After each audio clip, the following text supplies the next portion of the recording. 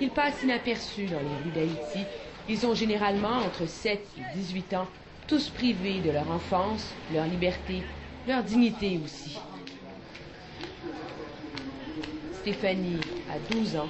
Depuis le séisme, sa vie est un enfer. À tous les jours, elle encaisse les coups de la femme qui l'héberge. Cette même femme qui l'a pourtant sauvée des décombres le 12 janvier dernier. L'histoire de Stéphanie n'est pas unique.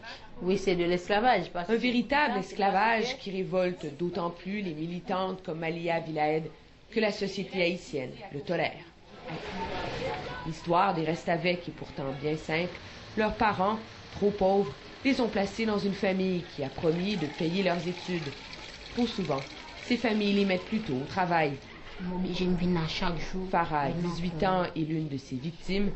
Orpheline du séisme, son drame s'est déplacé dans la promiscuité de ce camp de la capitale. Les 5 fils de sa belle-mère l'ont violée encore et encore.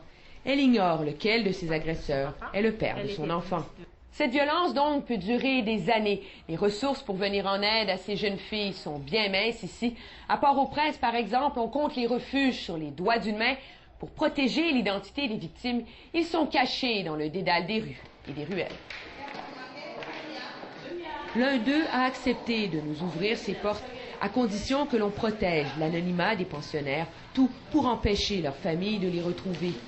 Timide, blessée, l'une d'elles nous demande de pouvoir livrer son terrible secret.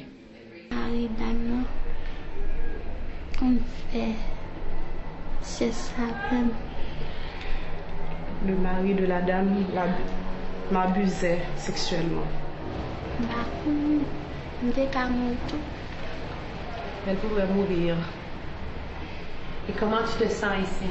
Comment sens-tu? Bien. Ça, c'est me délivrer. Je me sens bien, c'est une délivrance. Briser le silence, c'est la seule arme dont disposent ces jeunes filles et ces enfants pour lutter contre l'injustice. Emmanuelle Latraverse, Radio-Canada, Port-au-Prince.